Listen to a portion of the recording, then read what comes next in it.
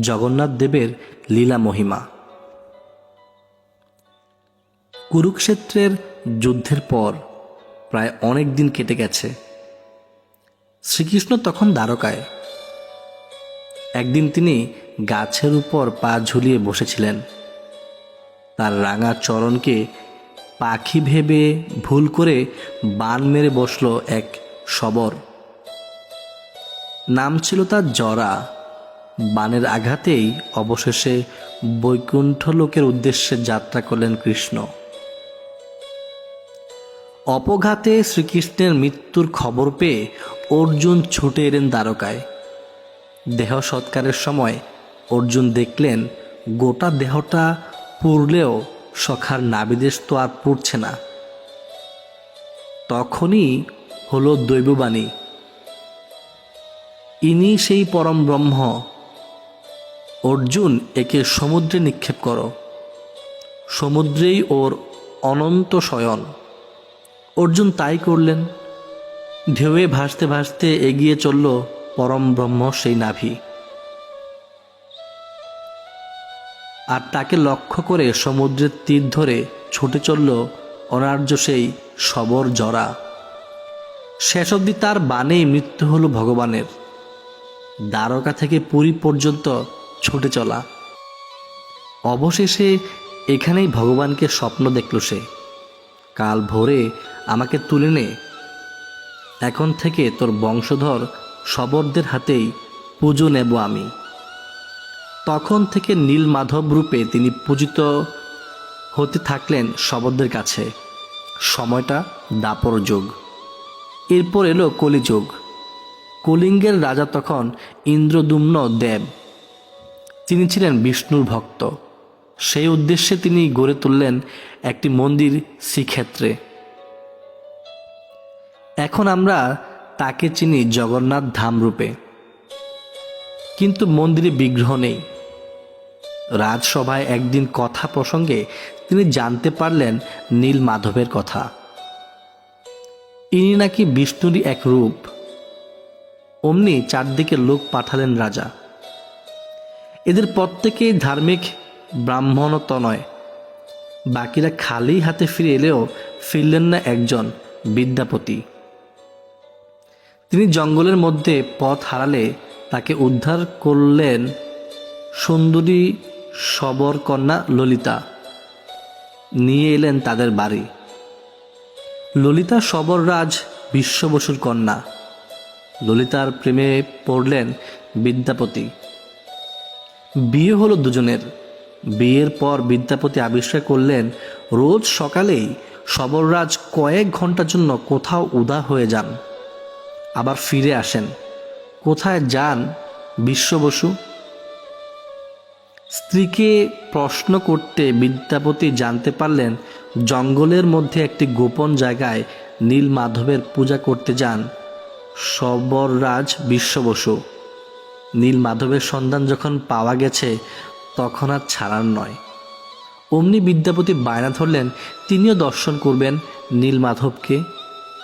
বিশ্ব বসু প্রথমে রাজি না হলেও অবশেষে মত দিলেন, তবে শর্ত সাপেক্ষে। বিগ্রহ পর্যন্ত চোখ বেঁধে যেতে হবে বিদ্যাপতিকে। জামাতা হলেও বিদ্যাপতিকে কোনোভাবে নীলমাধবের সন্ধান দিতে রাজি ছিলেন না বিশ্ব বসু। বিদ্যাপতিও ছাড়ার পাত্র নন।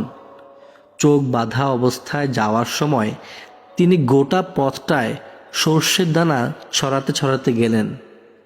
যথাস্থানে পৌঁছে যখন তিনি দর্শন পেলেন নীলমাধবের, তখন তার প্রাণ আনন্দে ভরে উঠল। বনের মধ্যে পুজোর ফুল কুড়িয়ে এনে বিশ্ব বসু যখন পূজায় বসলেন, অমনি দৈববাণী হলো, এতদিন আমি দিন দুঃখীর পুজো নিয়েছি, এবার আমি মহা উপাচারে রাজা ইন্দ্রদ্যুম্নের পুজো নিতে চাই। ভীষণ রেগে গেলেন শবররাজ। ইষ্ট দেবতাকে হারাবার দুঃখে বন্দী করলেন বিদ্যাপতিকে। কিন্তু কন্যা ললিতার বারবার কাকতি মিনতিতে বাধ্য হলেন জামাতাকে মুক্ত করতে। বিদ্যাপতিও সঙ্গে সঙ্গে এই খবর পৌঁছে দিলেন রাজার কাছে। ইন্দ্রদুম্ন মহানন্দে জঙ্গলের মধ্যে সেই গুহার উদ্দেশ্যে রওনা হলেন ঠাকুরকে সাড়ম্বরে রাজপ্রাসাদে আনতে। কিন্তু একই নীলমাধব কোথায়? কোথায় আমার নীলমাধব? আটক হলেন শবররাজ। তখন দৈববাণী হলো যে সমুদ্রের জলে ভেসে আসবে দারু মানে কাঠ রূপে, সেই থেকেই বানাতে হবে বিগ্রহ। হাজার হাজার হাতি ঘোড়া সেপাই শাস্ত্রী লোক লস্কর নিয়েও সমুদ্র থেকে তোলা গেল না সেই দারু। অবশেষে দারুর একদিক ধরলেন শবররাজ আর একদিক ব্রাহ্মণপুত্র ও বিদ্যাপতি। জগন্নাথের কাছে ব্রাহ্মণ শবর কোনো ভেদাভেদ নেই যে। মহারাজ তার কারিগরদের লাগালেন মূর্তি করতে, কিন্তু সেই কাঠ এমনই পাথরের মতো শক্ত যে ছেনি হাতুড়ি সবই ভেঙে যাচ্ছে।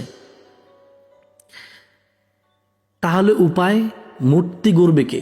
মহারাজের আকুলতা দেখে ও জগন্নাথের আদেশে বৃদ্ধের বেশে এবার হাজির হলেন স্বয়ং বিশ্বকর্মা।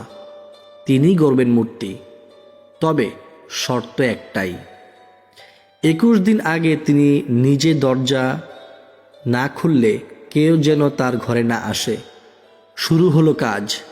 ইন্দ্রদুম্নের রানী গণ্ডিচা রোজই রুদ্ধদুয়ারে কান পেতে শুনতেন কাঠ কাটার ঠকঠক শব্দ। 14 দিন পর হঠাৎ রানী দেখলেন রুদ্ধদ্বার কক্ষ নিস্তব্ধ। কি হলো? কৌতূহল চেপে রাখতে না পেরে রানী মহারাজকে জানাতেই ইন্দ্রদুম্ন খুলে ফেললেন কক্ষের দরজা। ভেতরে দেখেন বৃদ্ধ কারিগর উধাও পড়ে আছে 3টি অসমাপ্ত বিগ্রহ। তাদের হাত পা কিছুই গড়া হয়নি। গর্হিত অপরাধ করে ফেলেছেন ভেবে দুঃখে ভেঙে পড়লেন রাজা। তখন তাকে স্বপ্নাদেশ দিয়ে জগন্নাথ বললেন যে এমনটা আগে থেকেই পূর্ব নির্ধারিত ছিল। তিনি এই রূপেই পূজিত হতে চান। সেই থেকেই শ্রী জগন্নাথ দেবের বিগ্রহ ওভাবেই পূজিত হয়ে আসছে যুগ যুগ ধরে। জগন্নাথ দেবের এই লীলা মহিমাটি যদি আপনাদের ভালো লেগে থাকে তাহলে অবশ্যই শেয়ার করে দিবেন। জয় জগন্নাথ। নীলাচল নিবাসায় নিত্যায় পরমাত্মনে বলভদ্র সুভদ্রাভাং জগন্নাথায়তে নম। রথৈচ বামনং দৃষ্টা পুনর্জন্ম ন বিদ্যতে জগন্নাথ স্বামী নয়নপথগামী ভবভূমে।